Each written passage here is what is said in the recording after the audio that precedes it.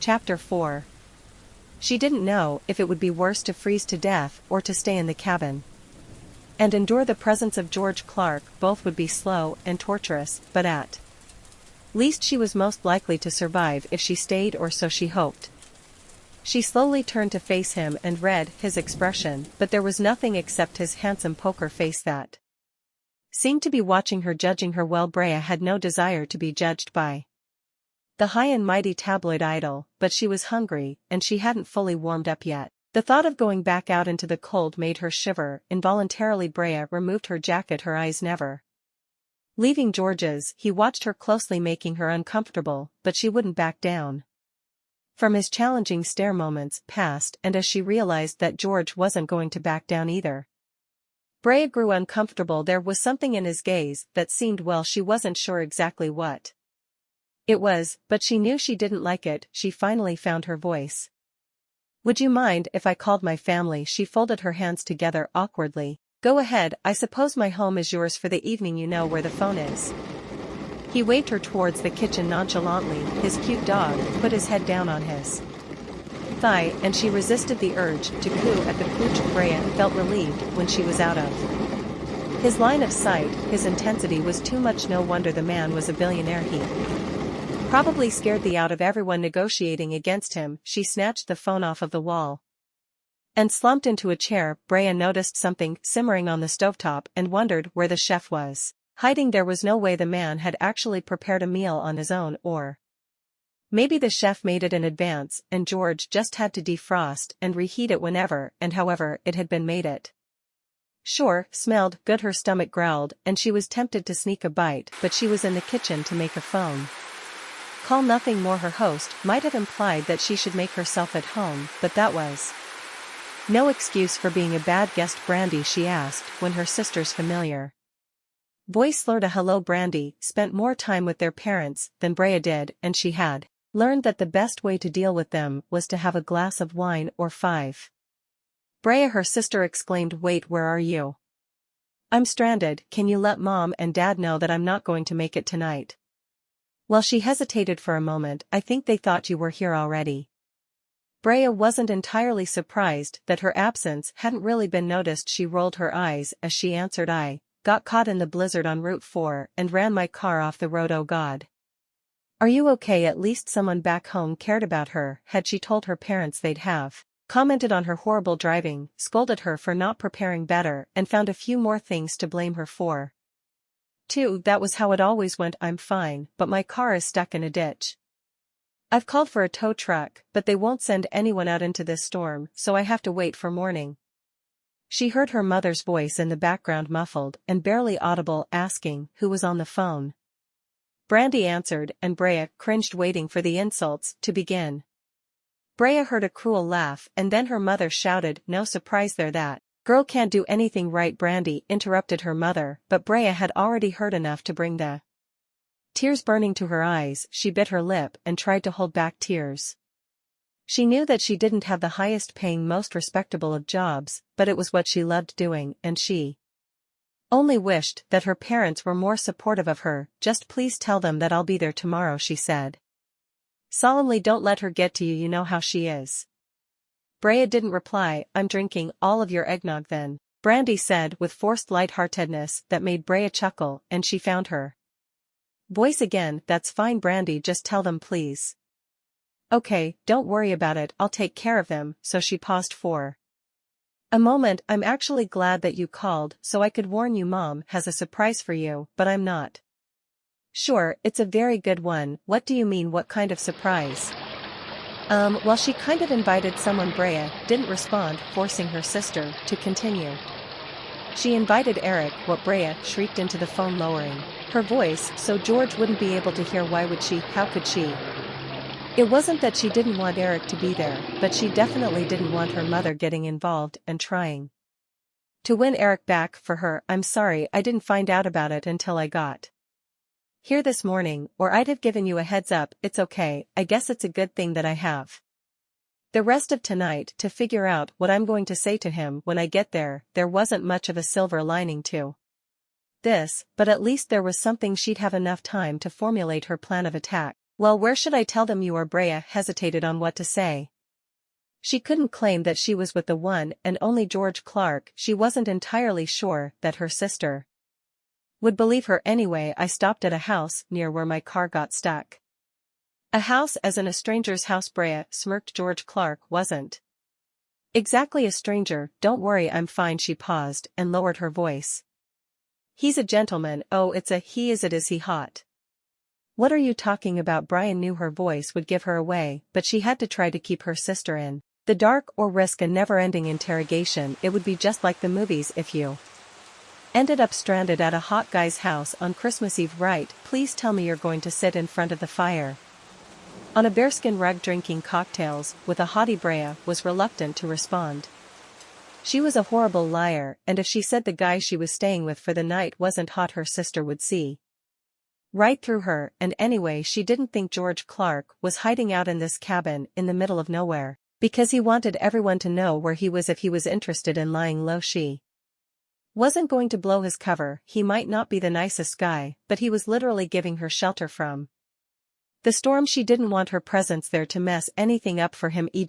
Bear skin is gross, she said, dodging the question. And listen, all I'm doing tonight is getting a good night's sleep so I can deal with the tow truck bright and early tomorrow morning. Sorry to disappoint you. She realized she was talking louder than intended and peeked around the corner to be sure that George hadn't heard her words. I have to go. Please, I can tell by your voice that he's hot. Go get you some before you come home. Maybe it'll actually help you to get over Eric. She couldn't help but crack a smile at that, even if she knew she would never get over him. She told her sister she loved her before hanging up. She wasn't particularly anxious to join George in the living room, but she was his guest sort of, and she needed to find out just what the limits would be to her staying in his house. She had no intention of overextending her welcome when she didn't want to be here to begin with. She dashed out of the kitchen and nearly ran into him as he drained the last of his beer. Brea blushed, hoping he hadn't stood outside the door waiting for her to finish her conversation. Thank you again for letting me use the phone. I mean, he glanced at her and she averted her gaze. She had never been too proud for apologies and thank yous, but something about George's intimidating presence made it all seem awkward. It's just a phone, he said, making her feel stupid. She watched him walk to the cabinet next to the stove and pulled down 2 plates and place them on the counter next to the stove. You have to be hungry. He said it like she didn't have a choice but to answer in the affirmative. There it was again, that master of the universe tone. It made her want to say no just to be contrarian, but the truth was she was starving, and whatever was cooking smelled garlicky and delicious. I wouldn't want to put you to any trouble, she hedged. He let out a loud, frustrated sigh. Would you just eat, please? I hate leftovers, and I made way too much. Wait, you made that? Brea couldn't hide her shock. What is it? Fettuccine Alfredo? It's one of the many things I learned during my year in Italy. Brea smirked. Of course he had to humble brag. He turned to face her with a serving spoon hovering above the pan. When his eyes locked with hers, it was hard to remember how to speak. Did he really have to be so distractingly good-looking? It seemed unfair somehow. So you'll have some? George asked. She nodded and swallowed hard. The dog came into the kitchen wiggling his body and made his way over to Brea. She was happy to have something to focus on other than George. What's his name or her name? He's Colby, best dog in the world. She petted the pup's soft fur and realized that the press never caught him with his dog. It was a side of him that no one knew yet. Here it was, snuffling along her sneakers and wagging his tail at her. Do you want extra Parmesan on top of your pasta? George asked, opening the fridge. Or would that be too much for your daily calorie count? Brea drew herself up. Excuse me, what are you implying? He frowned and looked at her. Nothing, it's a simple question. Are you saying I'm fat? Brea fumed at him. I said no such thing, George sputtered. I just know that most women I dine would have very strict dietary requirements. It sort of goes with the territory when you have to walk the runway in lingerie on a daily basis, but then again it's clear you're not a model. Brea didn't think the man could get much more insulting, yet somehow he managed it. She glared at him and didn't say a word, not trusting herself to keep from saying something awful to the man who was keeping her out of a blizzard. George seemed unaware of the impact of his words and set a plate filled with Pasta in front of her, she muttered a thank you and dug in half expecting it to taste like glue. She held back the little moan when the creamy perfectly cooked pasta hit her tongue. The silence was uncomfortable and Brea searched for something to say she knew she probably shouldn't ask was. Sure, it was a sensitive subject, but she couldn't manage to hold back her curiosity anymore. Decided to pull some gossip out of him so she could share the details with Brandy when she finally made it home. Were you hurt? She asked with her mouth full. He looked up and locked eyes with her. What are you talking about today? When you were shot, did it hit you? Were you hurt? Do I look hurt? Well, no, I just mean well, was it close? Do you know who shot at you? She suddenly wished she'd said nothing.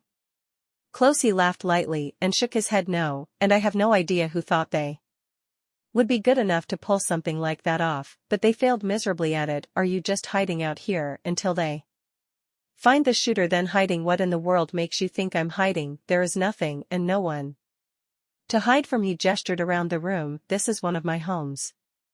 I come here when I want to be alone. He cut his eyes at her, and she took that to mean that he was done with the discussion. Blushing, she looked down at her plate. Focusing on the food, the Alfredo was so scrumptious that there was surely no way he could have made it, no matter what he claimed. Maybe the blonde he'd been at the gala with was here and she'd done the cooking. Maybe she was upstairs in the shower or already in bed and had cooked him dinner before she'd gone up. But that seems strange. Why cook a romantic dinner for two and then not be around to eat it? This is delicious, she prodded, not that she cared if the blonde woman was still here, but she didn't want to be caught off guard if the woman walked in and found Brea here with her boyfriend.